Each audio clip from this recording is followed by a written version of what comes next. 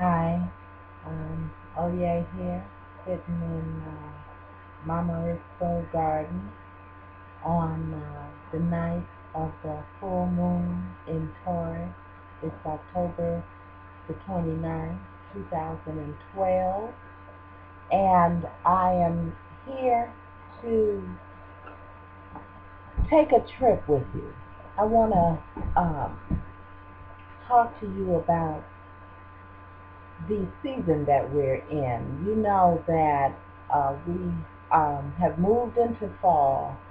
We've reaped most of our harvest, and now we look at what lays dying, what has died. We honor death in this season. This period of time from October the 29th, this full moon in Taurus, which grounds us in the earth, all the way through to November 2nd, which is celebrated as All Souls Day in the Catholic Church. And rest assured that if there is a sacred day being celebrated in the Catholic Church, it is one that has been in place before organized religion was formed, when our ancestors were more aligned and in sync with the rhythms and cycles and seasons of the phases of the moon, and in sync with life, death, and rebirth. And so I feel called tonight to have this conversation with you, to walk with you through this period of time. I know you've watched over the years as Halloween has become a bigger and bigger and bigger and bigger holiday. Um, and in part, yes, it is capitalism. But the other part of it, I believe, is the unconscious yearning to restore this time to its sacred space on the wheel of the year. I believe that we know that we must take the time and honor the dead. You know, it is said that the veil is thin at this time between the living and the dead. And so we have access to our ancestors at this time in a way that we don't throughout the wheel. And so I think it's fitting that we honor those who have made the transition. Um, Particularly, uh, there was a post on Facebook, on my Facebook newsfeed, and it was from my daughter, actually. She was speaking about the many that she has lost in a short period of time to be such a young age. And I was so struck by that I feel it's very important for us to honor this unusual occurrence, these unusual times and circumstances where our young people are experiencing far more loss than we are as elders. And so I want to take this moment to acknowledge the young people and tell you that this must be so difficult for you.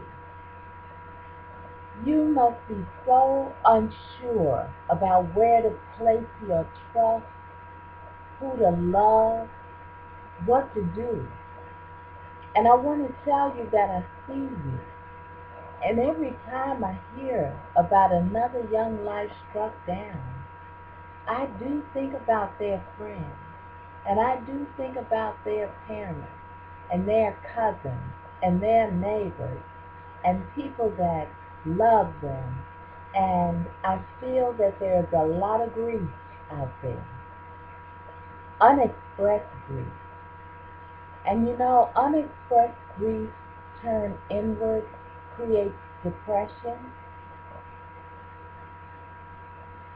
let's take a moment of silence for those who have died in the last year who are under the age of 25.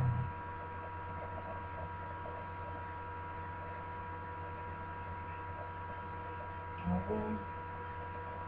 And let's take a moment of silence for those who have died who are under the age of 50.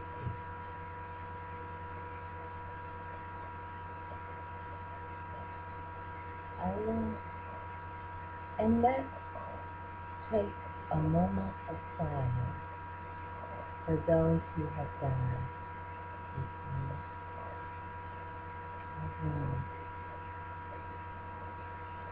I have some names to call because I made a post earlier on Facebook and I got a response from a few people who listed their ancestors' names, and I feel that it is my responsibility to honor them. They took the time to list their loved ones by name, and it is the least I can do is to call them out. I don't have my drums and rattles, but I will play a song at the end for our ancestors. Included in this list are some that I have loved and lost as well, and they are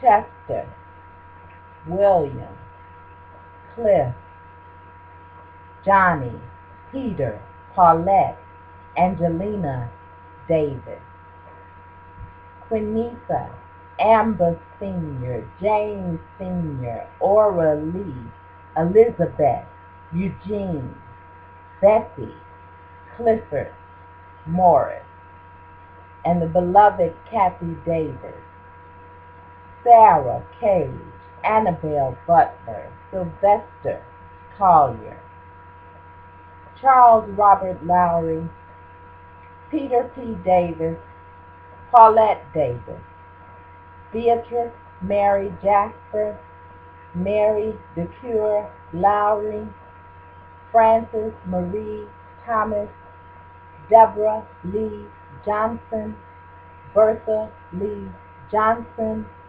Shelby Johnson, Bobby Rose Reed, Robert Allen, Edna Glass, Laverne, Van, Lemon, Catherine, all the grandmas that are gone, all the granddaddies that have gone, all the aunties that are gone, all the cousins that are gone, and all the best friends that are gone.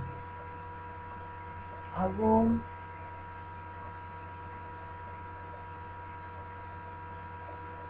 the reason that we take the time to honor the life-death life cycle is because there is no other way to integrate death without facing it, without acknowledging it, without giving it its due. And so we want to live fully on this earth. And we do that by honoring all aspects of it. And in this next section, I'm going to talk to you about those aspects and talk to you about how we can integrate our lives, to sync our lives with the rhythms and cycles of nature and the seasons and the phases of the moon in order to live a more holistic, healthy life that allows you to roll and to bend, not to break. We'll be right back.